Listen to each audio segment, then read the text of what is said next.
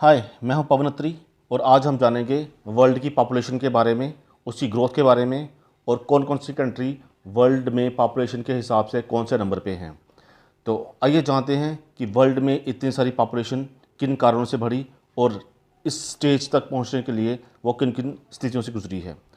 तो आज से 2 लाख साल पहले वर्ल्ड की पॉपुलेशन जो थी वो बहुत ही कम थी। 20 लाख सालों में ये पॉपुलेशन सिर्फ 100 करोड़ ही पहुंची थी। 200 साल में ये 778 करोड़ पहुंच गई, जो कि 2020 में हुआ। तो इसके हिसाब से अगर हम पॉपुलेशन की हिस्ट्री देखें तो हम जानेंगे कि 18वीं सदी में पॉपुलेशन जो थी वो 100 करोड़ थी। 1927 में पॉपुलेशन 200 करोड़ पहुंची। 1960 में पॉपुलेशन 300 करोड़ पहुंची। 1974 में पॉपुलेशन 400 करोड़ पहुंची। 1987 में पॉपुलेशन 5 करोड़ पहुंची। 1999 में 6 करोड़ पहुंची। 2012 में 7 करोड़ पहुंची और 2023 में ये 8 करोड़ पहुंच जाएगी। और अभी जो पॉपुलेशन है वो 778 करोड़ पहुंच चुकी है। संसार की जनसंख्या सिर्फ बढ़ती नहीं गई है, ये बड़ी बार कम भी हुई है और कई वजह से बड़ी सारी लोगों की मौत हुई है। जैसे कि 1315 से लेकर 1317 तक फमाइन आए थे, जिसको हम लोग अकाल के नाम से जानते हैं। 1350 में ब्लैक डेथ के नाम से बड़े सारे लोगों की मौत हो गई। तब संसार की जो पॉपुलेशन थी वो 370 मिलियन थी। उसके बाद बड़ी सारी नई नई टेक्निक्स और टेक्नोलॉजी में डेवलपमेंट हुई। जैसे 14वीं सदी में प्रिंटिंग प्रेस का आविष्कार हुआ। 16वीं सदी में टेलीस्कोप का आविष्कार हुआ। उसके बाद 17वीं सदी में स्टीम इंजन का, टेलीग्राफ का। 18वीं सदी में लाइट बल्ब का हुआ। उसके बाद फर्स्ट कमर्शियल ऑटोमोबाइल्स बने।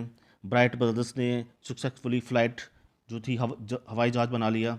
उसके बाद वैक्यूम ट्यूब का आविष्कार हुआ। तो इस समय में बड़े सारी फास्ट तरीके से रिसर्च होती जा रही थी और नई नई वैक्सीन्स बन रही थी, नई नई मेडिसिन बन रही थी, ट्रांसपोर्टेशन के नए नए विकल्प या रोड्स की डेवलपमेंट हो रही थी। वाटर बॉडीज़ में बड़े बड़े जहाज़ों को बनाया जा रहा था। उसके बाद जो 19वीं सदी में इंसान जो था उसने चांद में पाँव रखा। उसके बाद माइक्रो प्रोसेसर्स बने, वर्ड प्रोसेसर बने, विंडोज़ जहाँ एप्पल्स के बड़े सारे फ़ोन आना शुरू हो गए। डी उसके साथ ही इंटरनेट का आविष्कार हुआ, गूगल का आविष्कार हुआ, फेसबुक का आविष्कार हुआ। ये सारे आविष्कार जो थे 20 सेंचुरीज में हुए थे। और उसके बाद जो है सिंथेटिक सेल का इस्तेमाल हुआ, फर्स्ट 3D चिप का इस्तेमाल हुआ, आईफोन्स आ गए। तो ये सारी जो है टेक्नोलॉजी जो थी, इन्होंने पॉपुलेशन ग्रोथ के लिए, मेडिकल जो रेवोल्यूशन था उन्होंने पॉपुलेशन की ग्रोथ के लिए बड़ा योगदान दिया है। और इस तरीके से 18वीं सदी के बाद जो जनसंख्या है वो बड़ी फास्ट तरीके से जो है वो संसार में बढ़ी है। अब अगर हम बच्चों की बात करें कि एक औरत के कितने बच्चे होते थे, तो 19वीं सेंचुरी से पहले जो थे वो एक औरत के 11 से 13 बच्चे होते थे। उसके बाद 19वीं सेंचुरी के आसपास 7 से 8 बच्चे होने शुरू हो गए। 1920 के आसपास 6 से 7 बच्चे। 1940 के आसपास 5 से 6 बच्चे। 1960 के आसपास 4 से 5 बच्चे। 1980 के आसपास 3 से 4 बच्चे। 1990 के आसपास 2 से 3 बच्चे। 2000 में 1 से 2 बच्चा।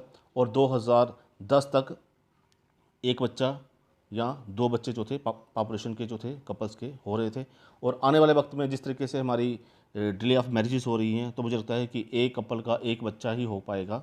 तो आइए जानते हैं वर्ल्ड में कौन सी कंट्री पॉपुलेशन के हिसाब से कौन से नंबर पे है। तो चाइना की पॉपुलेशन नंबर 1 पे है, जो 143.9 करोड़ है और 18.5% है। इंडिया की दूसरे नंबर पे है 138 करोड़ 17.7%। यूएसए की 33.1 करोड़ 4.3%। इंडोनेशिया 27.3 करोड़ 3.5%। पाकिस्तान की 22 करोड़ 2.8%। ब्राज़ील की 21.2 करोड़ 2.7%। नाइजीरिया की 20.6 करोड़ 2.6%। बांग्लादेश की 16.4 करोड़ 2.1%। रशिया की 14.5 करोड़ 1.9%। मैक्सिको की 12.8 करोड़ 1.75%। जापान की 12.6 करोड़ 1.6%। इथोपिया की 11.4 करोड़ 1.5%। फिलीपींस की 10 crore 1.4%।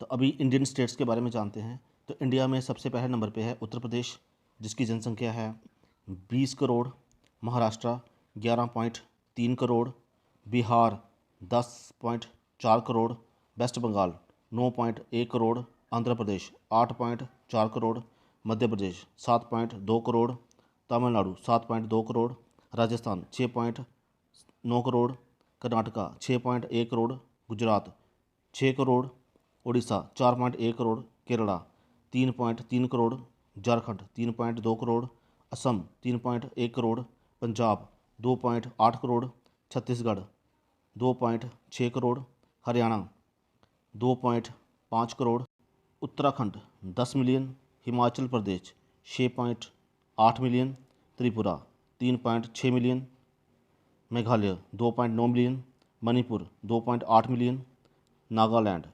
1.9 million, Goa 1.5 million, Arunachal Pradesh 1.4 million, Mizoram 1 million, Sikkim 6.1 million.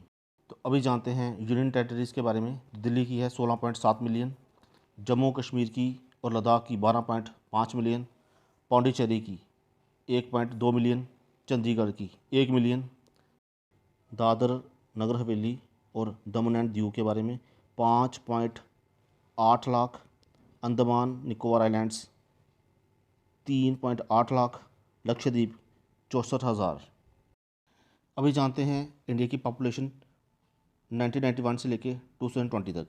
तो 1991 में जो इंडिया की पॉपुलेशन थी वो 23.8 करोड़ थी, 1911 में 25.2 करोड़, 1921 में 25.1 करोड़, 1931 में 27.9 करोड़, 1941 में 31.9 करोड़, 1951 में 36.1 करोड़, 1961 में 43.9 करोड़, 1971 में 54.8 करोड़, 1981 में 68.3 करोड़, 1991 में 84.6 करोड़, 2001 में 102.9 करोड़, 2011 में 121 करोड़ एंड 2020 में 137 करोड़।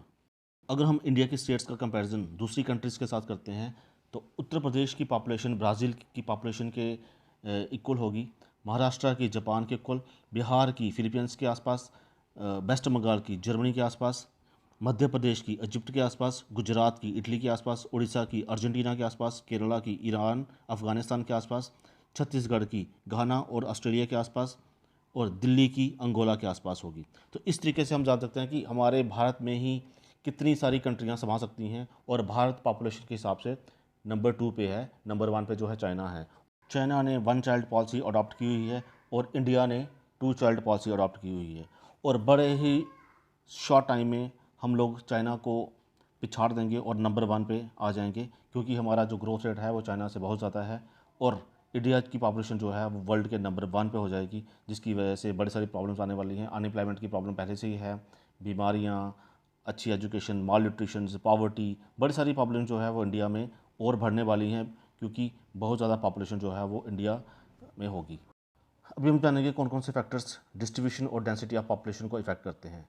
जैसे हम जानेंगे फिजियोग्राफी, जैसे माउंटेन्स एरिया है, डेजर्ट एरिया है, मार्शी लैंड्स है, वहाँ पे पॉपुलेशन कम मिलती है और प्लेन एरिया में पॉपुलेशन ज़्यादा होती है, क्योंकि वहाँ पे ट्रांसपोर्टेशन, कम्युनिकेशन और एग्रीकल्चर अच्छे तरीके से हो जाता है, जिस वजह से उस एरिया में ज़्यादा से ज़्यादा लोग सेटल होना चाहते हैं। दूसरा फैक्टर जो है जैसे क्लाइमेट है, तो उन जगहों पे जहाँ पे बारिश बहुत ज़्यादा होती है या बिल्कुल नहीं होती, जहाँ यहाँ पे टेम्परेचर बहुत ज़्यादा होता है या बहुत कम होता है, बर्फ़ पड़ी होती है, स्नोफॉल होता है, तो उस एरिया में लोग कम सेटल होते हैं। लोग वहीं पे सेटल होना चाहते हैं यहाँ पे टेम्परेचर जो है वो ठीक रहेगा। कोस्टल एरिया हो गया, जैसे जैसे इंडोगैंटिक प्लेन हो गया, तो इन एरियाज़ में जो है पॉपुलेशन सेटल होती है, क्योंकि यहाँ पे ना तो टेम्परेचर बहुत ज़्यादा होता है, ना बहुत कम होता है, ना तो रेनफॉल बहुत ज़्यादा होता है, ना ही बहुत कम होता है। तो इन जगहों पे ज़्यादा से ज़्यादा लोग जो हैं वो सेटल होते हैं। नेक्स्ट फैक्टर जो है वो है सॉइल। तो जिस एरिया में फर्टाइल सॉइल होती है उस एरिया में ज़्यादा से ज़्यादा लोग सेटल होते हैं। जैसे इंडो गैंजेटिक प्लेन हो गया, कोस्टल एरिया के प्लेन्स हो गए, इन एरियाज़ में जो है वो ज़्यादा पॉपुलेशन जो है वो सेटल होती है, क्योंकि वहाँ पे फर्टाइल सॉइल होती है और वो जो सॉइल है वो बड़ी एग्रीकल्चर के लिए, हॉर्टिकल्चर के लिए और दूसरी एक्टिविटीज़ के लिए। जिन एरियाज़ में अच्छे मिनरल्स होते हैं, अच्छी इंडस्ट्रीज़ लगाई जा सकती हैं, उस एरिया में ज़्यादा पॉपुलेशन जो है वो सेटल होती है और वहाँ पे डेंसिटी ऑफ पॉपुलेशन ज़्यादा होती है। नेक्स्ट फैक्टर है वाटर बॉडीज़। तो दोज प्लेसेस जहाँ पे फ्रेश वाटर अवेलेबल होता है, जैसे रिवर्स हो गई, पॉन्ड्स हो गया, ग्राउंड वाटर जो है वो अच्छा अवेलेबल है, तो उस एरिया में ज़्यादा पॉपुलेशन सेटल होती है, क्योंकि वो वाटर जो है वो एग्रीकल्चर के लिए, इंडस्ट्रीज़ के लिए, पीने के लिए और बड़ी सारी चीज़ों में इस्तेमाल किया जा सकता है। और जैसे कोस्टल एरिया में है तो वहाँ पे भी जो है लोग सेटल होते हैं, क्योंकि वहाँ पे मिनरल्स मिल जाते हैं, पर्ल्स मिल जाते हैं, खाने के लिए फ़िशेस होती हैं, पेट्रोलियम प्रोडक्ट्स जो हैं वो मिल सकते हैं, ट्रांसपोर्टेशन के लिए पोर्ट्स होती हैं जहाँ पे उनको एम्प्लॉयमेंट मिलती है, अच्छी कोस्टल क्लाइमेट होती है, जिस वजह से वो लोग वहाँ पे सेटल हो जाते हैं कोस्टल एरिया के आसपास। नेक्स्ट फैक्टर है ट्रांसपोर्टेशन और अर्बनाइजेशन। तो जिन एरियाज़ में रोड का अच्छा नेटवर्क होता है, रेलवेज़ का अच्छा नेटवर्क होता है, एयरपोर्ट्स होती हैं, सी पोर्ट्स होती हैं, तो उस एरिया में भी एम्प्लॉयमेंट अपॉर्चुनिटी ज़्यादा होती हैं, फैसिलिटीज़ ट्रांसपोर्टेशन की अच्छी होती है, कम्युनिकेशन की अच्छी होती है, जिस वजह से वहाँ पे ज़्यादा से ज़्यादा लोग सेटल होते हैं। अर्बन एरिया में भी जो हैं वो एम्प्लॉयमेंट अपॉर्चुनिटीज़ ज़्यादा होती हैं, लोग वर्किंग आवर्स में काम कर सकते हैं, रेगुलर सैलरीज मिलती हैं, एजुकेशन के फैसिलिटीज़ होती हैं, मार्केट अच्छी होती है, एंटरटेनमेंट के सोर्सेज होती हैं, रिक्रिएशन एक्टिविटीज़ होती हैं, स्पोर्ट्स एक्टिविटीज़ होती हैं, कल्चरल प्रोग्राम्स होते हैं, जिस वजह से लोग वहाँ पे अच्छे फैसिलिटीज़ में रहना पसंद करते हैं और एम्प्लॉयमेंट अपॉर्चुनिटी भी ज़्यादा होती है।